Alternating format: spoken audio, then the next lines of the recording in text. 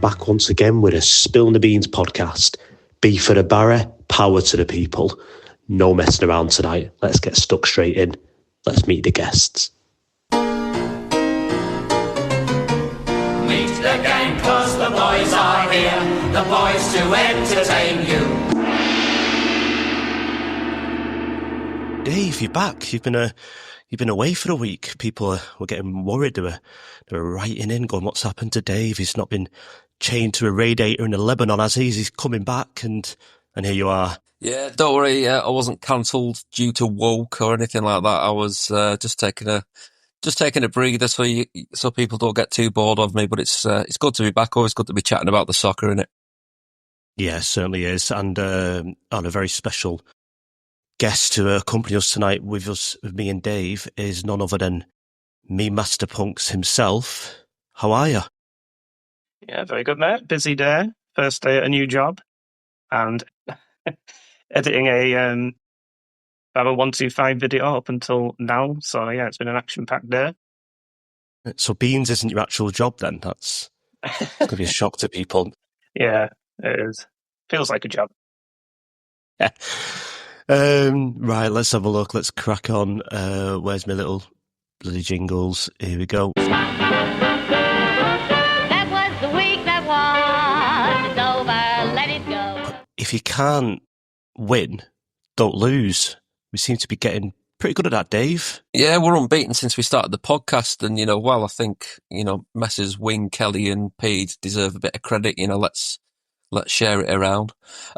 It was a good away performance, certainly defensively. Maybe not quite so clever going forward, but defensively, we showed that kind of desire to keep a clean sheet, and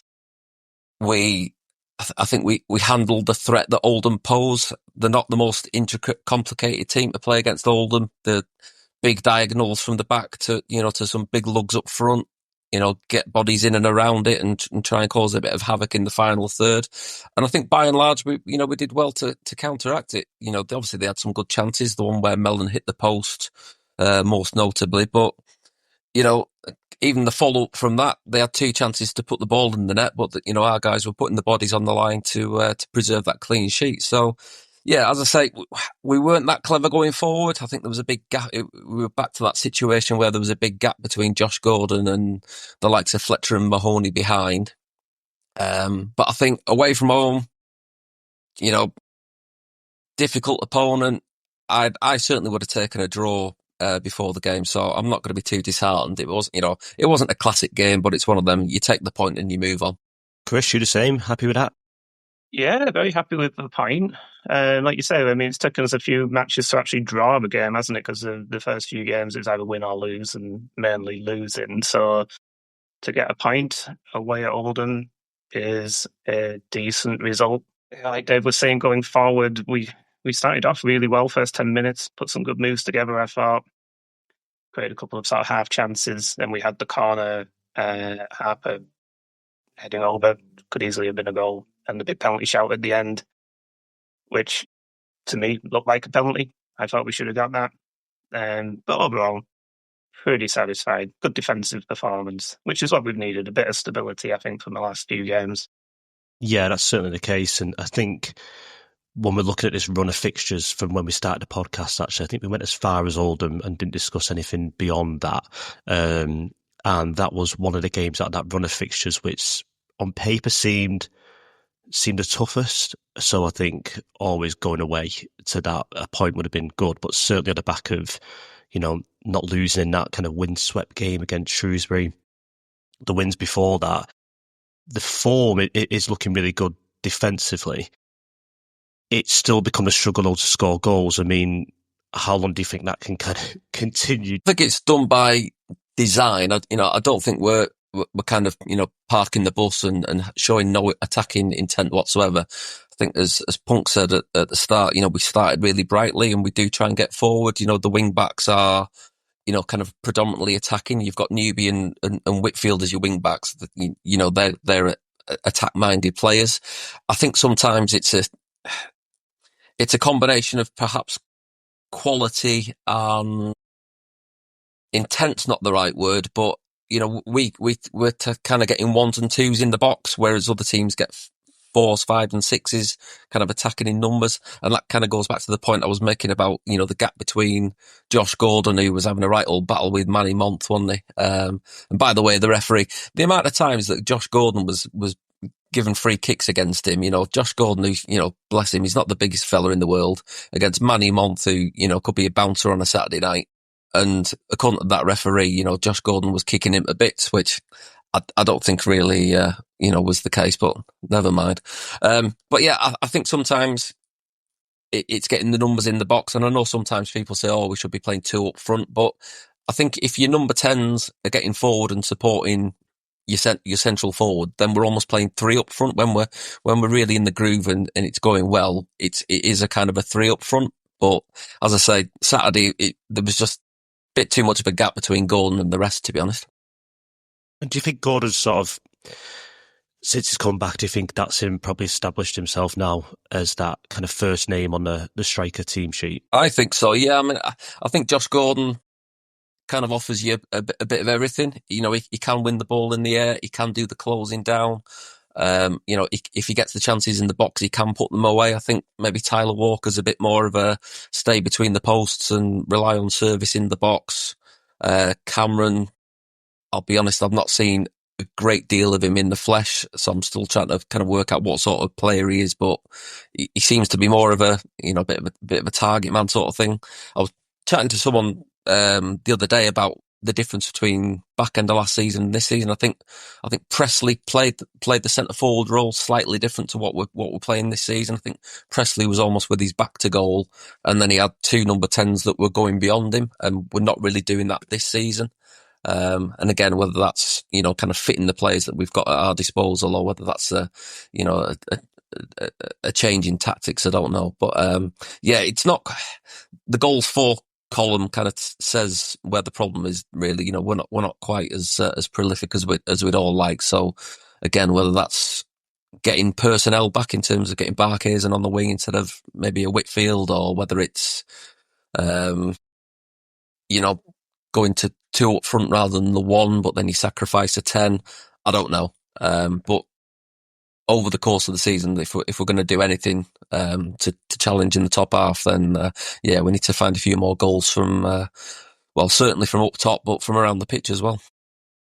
So if I'm right in thinking, I'll come to you on this one, Punks, Innes Cameron was on the bench when he did, but he didn't get on the pitch.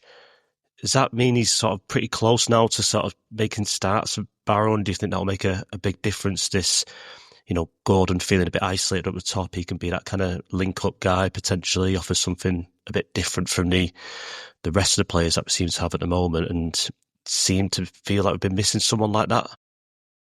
Yeah, it's a possibility. Obviously, I think Cameron's been injured, hasn't he? And I think he's sort of carried that through, and he's probably coming back to fitness. So when he is fully fit, does that mean we're going to start with two up top? Is it just because of that we're starting with one up top, which seems unlikely because you would just play someone else alongside Gordon? I think when you look back at Andy Wing's previous time in management, it seems to be his tactic, doesn't it, to concede possession, maybe just win by the odd goal. I think certainly the first 10 minutes we were looking to score that goal and then maybe shut up shop. And when we don't, we're kind of shutting up shop anyway, whether it's a confidence thing.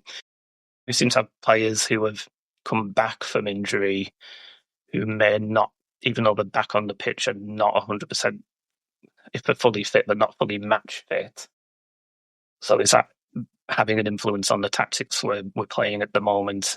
I'm not sure. But I don't think we can sort of carry on for the rest of the season just playing a lone striker. I don't think we would necessarily get the amount of goals we would need. I think we'd have enough goals to keep us safe. I'm not suggesting we're going to end up in a relegation battle. But if we're looking at pushing up the league, we're sort of in that no man's land, aren't we? Are we going to challenge for the playoffs, or are we going to be in a relegation battle? You would hope, obviously, the former. But I think we're still a little bit away from having a fully fit, match-fit team to sort of make the judgment of exactly where we are at the moment.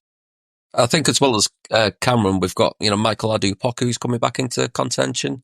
I think he was one of the first signings in the summer. I might be completely wrong on that, but he was obviously a player that Wing knew previously. Did he play? I think he played for him at Solihull, didn't he? So, maybe his absence has caused maybe a rethinking tactics, or certainly in personnel. So, to be honest, I just can't wait until we get to the position where Andy Wing can say, that was my first team, that was my first choice, that is the absolute, that's what I wanted to play, the players I wanted to stick out on the pitch, because we're still, I know every club has suspensions and injuries and all that sort of thing, but, we're still in that process of, working out what our best first 11 is, aren't we? Yeah, I mean, those who listened to the podcast last week would have heard me, Andy, and Fraser talk quite a bit about Regan Booty and how he settled in. Going back to the show before the Crew game, and Phil Mack was on, he was one he sort of singled out as being a bit disappointing based upon how we anticipated him to be. He came with a lot of promise, and we just hadn't really seen that from him. And this discussion continued a little bit, and I think it was sort of Fraser making the point of a difference in style of play from Gateshead to the way Barrow play. And that's going to take some adjusting. And lo and behold, as again, those listening to the podcast last week will know, I wasn't there, even though it's Boundary Park's pretty much on my doorstep, as I was putting a sole weekender in Manchester City Centre. And on the Sunday at Refuge, which is the old Palace Hotel, if anybody knows the city, knows the area, I was walking to the toilet, and out the corner of my eye, there he was, Regan Booty, just sat at a table waiting for his pal, who was Ed Francis, who he played with at Gateshead and is now at Exeter, I think, moved on. And I was just chatting to him, and I think he kind of highlighted something there that is going on at the moment that probably some people have underestimated a little bit, in terms of how many players are actually trying to adjust and how difficult they're finding it. He was saying it was really challenging, pretty much reiterating what Fraser was saying in the podcast last week about how Gateshead did like to hold the ball, move the ball around. It was a really kind of fluid style of football, and he's coming to Barrow, he's been asked to do something completely different, certainly through this period of the last handful of games where he's had to kind of dig in, and he's had to kind of be in that machine, be that engine, constantly trying to work, and that's him out of his comfort zone. And it does make you think, how many other players are like that. This is a completely new team. This team has completely been riddled with injuries and all kinds of problems that hasn't meant Andy Wing's got his first full side out, like you said, Dave. I suppose the point I'm trying to make on that is, when you go back to that Crew game and when the form started to change to us, it's just shown that pragmatism again a bit better. That we can actually just dig out results and we can pick up wins, and we're not easy to beat. There's got to be a lot of Andy Wing coming through that, and that can only be a good thing. So we can build on top of that. Yeah, League Two it's a pragmatic league. You look at the team who obviously were playing on Saturday and who are top. Walsall are meat and two veg football. There's flashes of skill, but they've got some excellent defenders like Aidan Flint, but it's not complicated football. They are a pragmatic team. They love a clean sheet. They'll try and nick one. Wings mentioned it in his interviews that a lot of the teams are much of a muchness, and it's maybe maybe a difference in quality on the day in either box that makes the difference. But it was interesting on Saturday. I was half thinking as I was driving down that maybe he might tinker with the back three, maybe take Jackson out, stick him at left wing back, and then put MJ Williams in the back three to kind of add a bit more height and to counteract the aerial threat that Oldham pose. But obviously, probably two strands of thinking. His back three's putting a run of games together, so keep them together to, foster that partnership.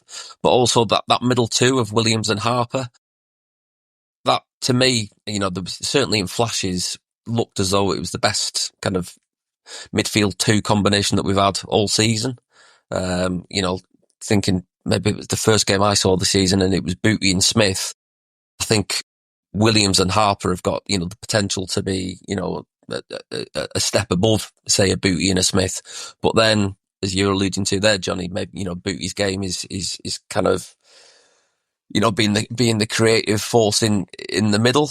But then if we don't play three central midfielders, where does he fit in that midfield? So it's one of them. You've got to have lots of different options, haven't you? Even when everyone's fully fit, you want to have the option to have a middle two, a middle three, whether it's going away and you're digging in and you are being pragmatic and shutting up shop, or whether you feel as though you can go and impose yourself and, have a style of play that is more possession based. You've got to give yourself that option. I mean, we're only 12 games into the season. It's a 46 game season. So, it's not, opening few games early days, but, we're by no means the finished article, are we? I mean, we're still in the FA Cup, aren't we? So it's still early days for me. Yeah, and we'll come to that in a bit, for sure. And just in another thing that I was saying, that conversation with Regan and his booty, was how they really felt after the Bristol game, pretty much how we all felt, that if we didn't get that result against Crewe, that Wing could well be gone. There was no kind of inside or no intel from him. It was just a feeling that I think maybe the team had and maybe the fans had as well. So I just think that's really, really good to sort of hear that and think about what's happened since then, and think about the change in style of play he's had to adjust to. It shows that they are rallying around Wing, and there is a momentum there. There is a belief, because it's not that long ago where that wasn't the case. So I think that could only be good news. One interesting thing, actually, going back to, and for those who don't know, who just listen to podcasts and never go to our website, we do put out match reports after the game. The interesting one about this one, Punx, was you viewed it courtesy of Sky Sports. Dave, you was in the ground. Punx, you were reporting from the sofa, watching it on the Sky Sports experience. How was that? Prime time, Saturday night, international break. They stick Barrow versus Oldham on, and we stink out the whole viewership with a 0-0 dull affair. Yeah, I mean, for the neutral, maybe not the most exciting game that you're ever going to see. It wasn't a bad game of football, I didn't think. But yeah, you'd be wanting goals as a neutral, wouldn't you? In terms of the presentation and the pundits, they were all pretty decent. Clinton Morrison, I always find entertaining. Possibly not the most informed pundit there, but he's always good value. Obviously, we had David Dunn on there as well on the panel. Did he come across slightly bitter? I don't know. He gave our directors credit for supporting him for as long as we did. I think he admitted that he wasn't good enough during his time, which I think we can all maybe agree on. But yeah, it was a reasonable presentation. Obviously, it's never going to be the same as going to the game. And some people consume football that way, don't they? Totally. They don't go to games or just watch it via Sky Sports or pay the dodgy sticks or whatever they can get hold of. Yeah, when I realised it's going to be on at 5:30 on International Weekend of Sky Sports, I was like, oh God, it's one of the things where you got friends who don't support Barrow, especially like living in Manchester, where you don't want to go, oh, we're on at 5:30, tune in. It's, you kind of think, actually, we're not going to give people much to talk about. I imagine the podcast isn't flooding with new Barrow soccer fans after watching that affair on Saturday. Dave, you was in the ground. What was that end like? Because it's really are probably local derby now, is it? I suppose, with Oldham and Accrington. Yeah, it's one of the closer ones. I was actually pleasantly surprised by the turnout. As you say, it seems as though it's, we're saying it's a local one, but it's still, 5-hour round trip from Barrow. Late kickoff, so you're going to get back a bit late. It's on Sky, so you can watch it from the comfort of your telly. So I think to get nearly 600 down the road was a good turnout. And to be honest, it was a decent away, and it was, there was a fair bit of noise at the start, and they were getting behind them. But even kind of after the first 15, 20 minutes, when it was, becoming a bit more obvious we weren't going to be dominating the game, the crowd stuck with them. And right at the end, as Wing came across to give his applause, as he always does, to be fair to him, he always appreciates it, whether there's 80 of us or 800, I think he genuinely appreciates the fact that people spend the money and take the time to travel. And there was a chant of Andy Wing's Blue and White Army, and I think that's one of the first times I've heard that, to be honest. So maybe it's just that little, one of those telltale signs, as you say, that, the corner's definitely been turned after the bad run of form, and we're kind of, we've got that confidence back in it. If you had lost confidence in Wing and the players and what we're trying to achieve, and we're not going to win every week, we're not even going to draw every week. We will probably lose a couple of games here and there. Got a couple of tough fixtures coming up, but I think the fundamentals are that we'll be all right, and we're kind of heading in the right direction, however long it might take. So yeah, it was good. Yeah, it was good away. And I just want to make a point about the home support from Oldham. I don't know if it came across on the TV, Chris, but that drum, it was incessant. And like, I'm not a drum person. I'm fully, I think teams that have drums should have points deducted, to be honest, but I don't, every now and again it's all right, but it was just a constant boom, boom, boom. It was honestly like being sat on a retail car park with a load of Joy Boys and the coursers banging out the tunes while they're kind of feasting on a Happy Meal between 8 of them, and they've got the bright lights going and stuff like that. I could not watch football like that. When we give out clappers at Holker Street, that does my head in. If we had a constant 90-minute drum, honestly, I'd pray for deafness. I really would. It was horrific. Yeah, you certainly would have heard it on the TV. I was listening in 5.1 surround sound, and the subwoofer was absolutely bouncing the floor with that drum. The shocking. I'm surprised the neighbour didn't come round and knock me down. Wonder what was going on. He must have thought I was having a rave or something. It was absolutely, from minute one right through to the end as well. It wasn't no let up. It wasn't like it was instigating a chant. Sometimes you get them, there's the drum beat and then a chant starts off or a big shout chant. It was just constant, the drum. You just think, what are you trying to achieve? This isn't motivating anybody. Shut up and just watch the game. Whatever happened to just standing with your mate and grumbling about what you're watching and stuff like that? It's not the Bombonera. We don't need 90 minutes of constant bass line, honestly. So you're not a fan then, Dave? No, I'm not a fan. No, that's the grumpy old man section over. I'll shut up now. Yeah, I like the way you're actually describing my youth there in Hollywood Park, by the way, in the back of the car, banging out rave and sharing a happy meal between 8 of us. Actually, I mean, you mentioned Frank Rothwell in your match report, Punx. I mean, how could you not? He's such a character. And he did like a bit of a preview video. I think he was talking about the Wrexham chairman, and he mentioned him on some late night talk show in America or something. And at the end, he says, like, get yourself down to Boundary Park. The drum's been tightened up. So he must have, so maybe the drum was being extra pounding for that particular fixture. But one thing I will shout out to Frank Rothwell, he's at the end of it, he says, can get yourself down for our game against Barrow. So he's one of very few people who says the name of the town correctly. So fair play to him for that. Let's move on to the Walsall game and let's see if anybody's dialed in. Hello, you've reached the offices of Given Beans. All our Beans operatives are busy getting it forward at the moment. Please leave your message after the beep. Hello, is this the League 2 emotional support hotline? Tom Lyons here from One Pod Beyond, still the world's favourite Walsall FC podcast. You asked how our season's going, and the answer is deeply traumatically. Yes, we're top, but after last season, we were probably all hoping for something a little less triggering. Worryingly, we've started even better than we did last year, and we all know how that turned out. Funnily enough, we're not steamrollering teams like we did last season. We seem to be much more of a fine margin side, but we are great at finding a way to win.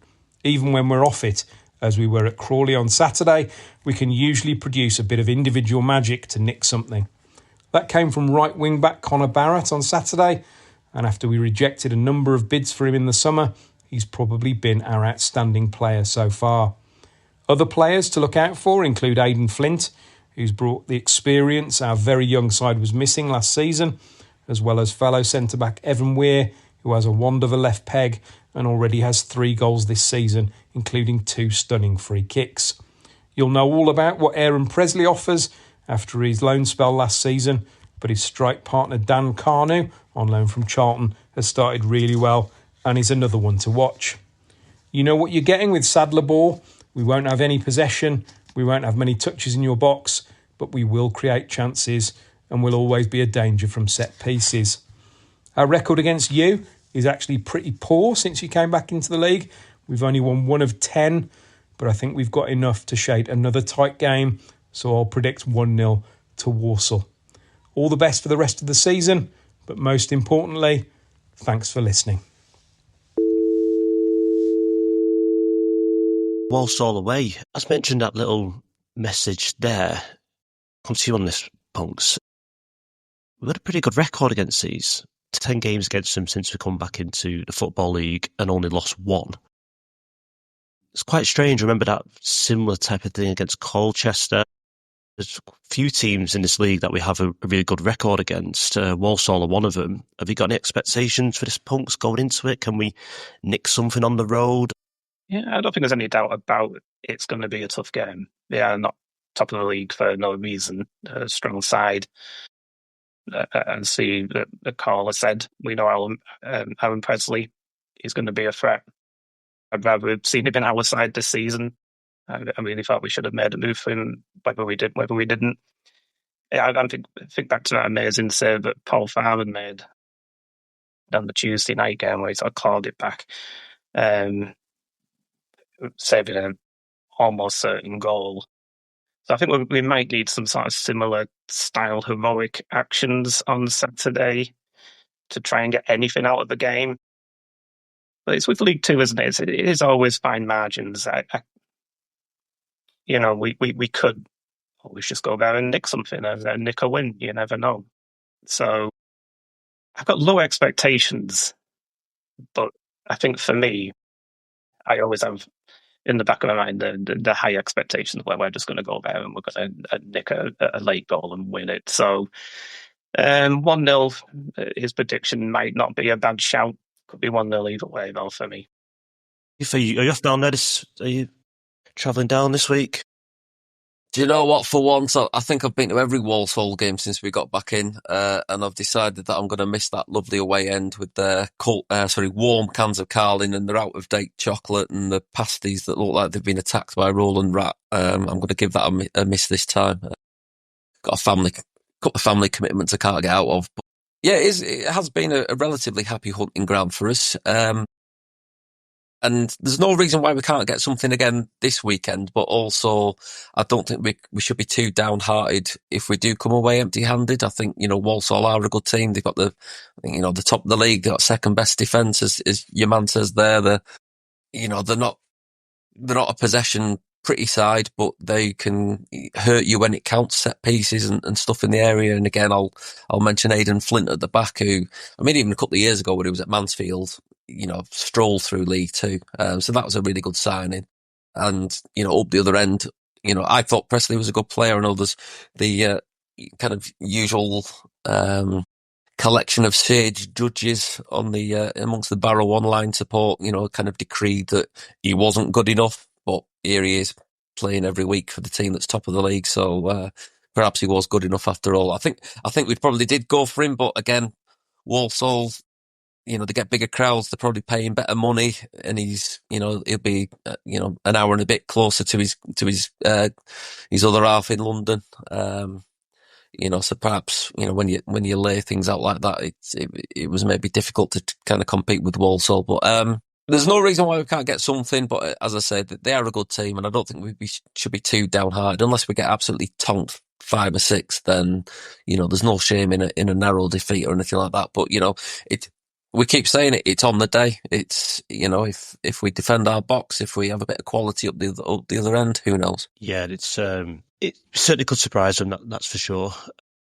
But I think we've done quite a bit to take some pressure off us for once in a fixture. I think that run since that Bristol Rovers loss and the points managed to gain through that period and that turnaround, it's never a no pressure game, but playing the top of the league away from home, I don't think anybody should be too disappointed if we don't come away from there, if anything, which sometimes can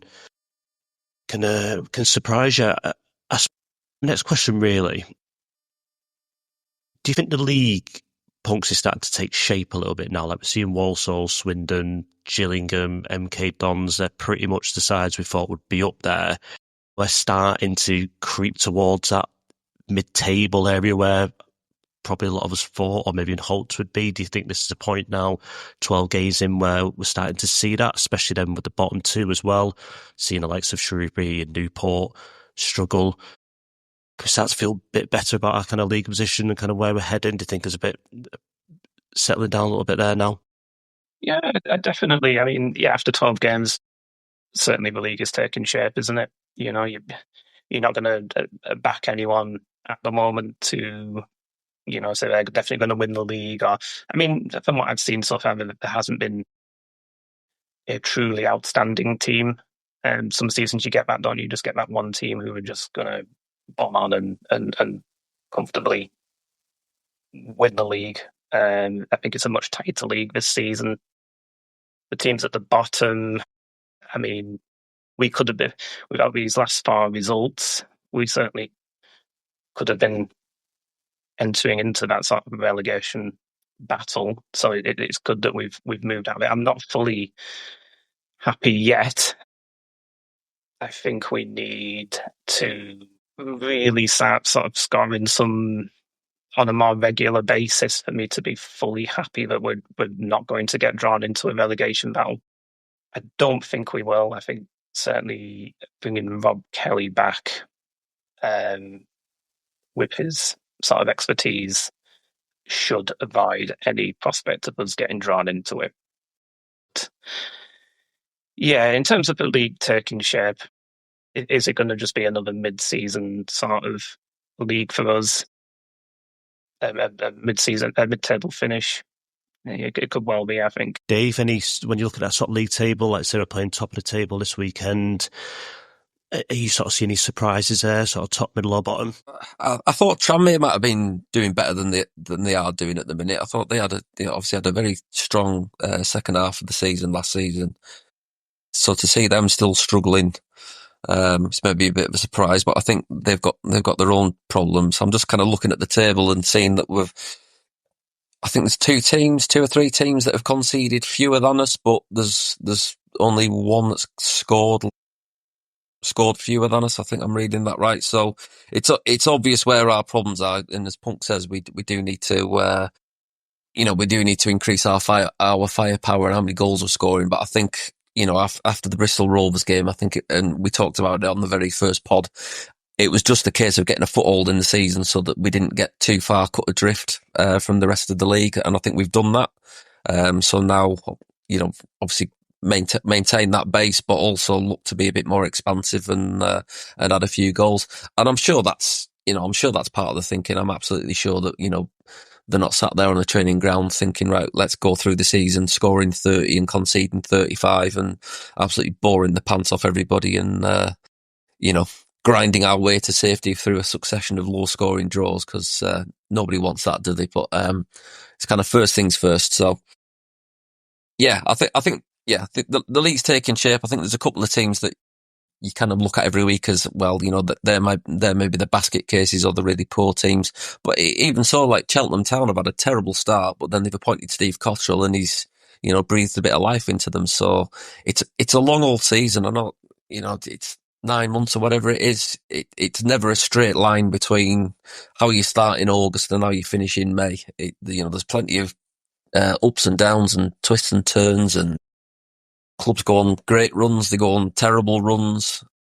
As I say, it's not a straight line sort of thing. So it's just about being patient, and you see it online after every kind of bad result that there's a certain section of our support where the toys come out the pram and everyone needs sacking and sell everybody, and we need 25 new signings and this is bad and that's bad and something else is terrible and the weight of the world is on us, and you just think, it's one game out of 46. Just take a deep breath, gird your loins, and on to the next one. Like, just move on. The world doesn't end because you draw at home against Shrewsbury in a gale force wind, or, you know, you maybe lose at Walsall or something like that. The world is not going to end. I promise everybody. Tomorrow will always come. Well, we hope.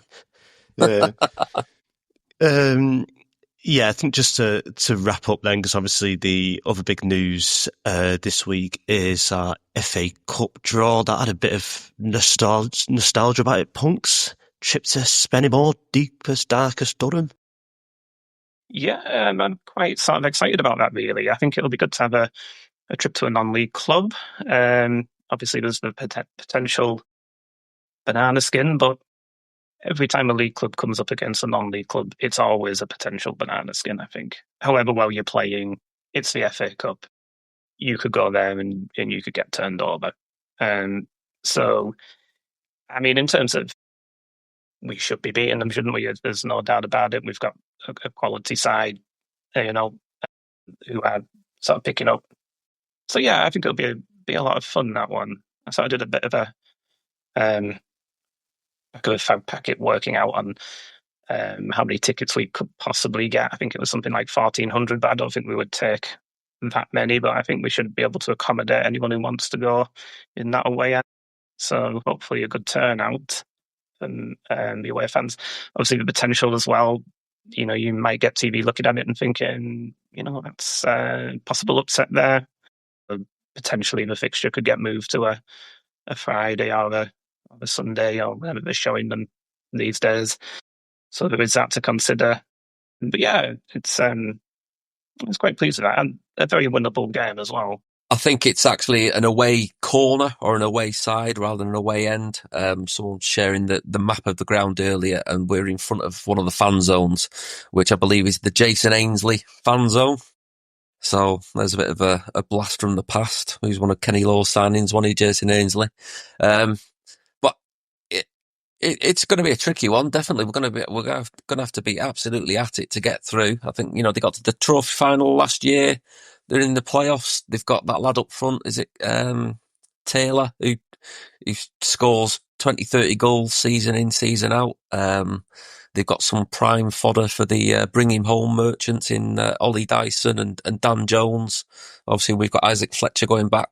You know, his old stomping ground, and we've had a few. I think they were Spennymoor United the last time we played them, but you know, had a few trips over to Spennymoor in my time, and it's one of them grounds. It's like a lot of the northeastern grounds, like your Bishop Aucklands and your Blythe Spartans, where if they have a good start and the kind of the old gadgies who stand in the paddock, you know, are full of Newcastle exhibition ale or Vaux beer or whatever it is they drink down there, and it's a bit of a bear pit, and, you know, kind of all the week's troubles and resentments come bubbling up, and they get a hostile atmosphere going. You know, we're gonna have to be professional about it. We're gonna have to show, you know, hopefully the golfing class, and just kind of handle the atmosphere and handle the occasion, and just kind of impose ourselves, and hopefully the quality wins out. But we've got a couple of important league games before that, haven't we? So let's just take it one game at a time, as the old cliche goes. Yeah, and of course the Mark Simpson derby as well. And this has been a bill that he popped up on Twitter, and he said "Evening Bluebirds" when the tie came in. So that was nice. Yeah, they're going well. It's at 6 in the National League North. So yeah, like I say, potential banana skin, but a really nice tie. I was glad when that one came out. I'm always dreading the draw and getting like a Mansfield away or something, and just Stevenage. Yeah, something like that. So.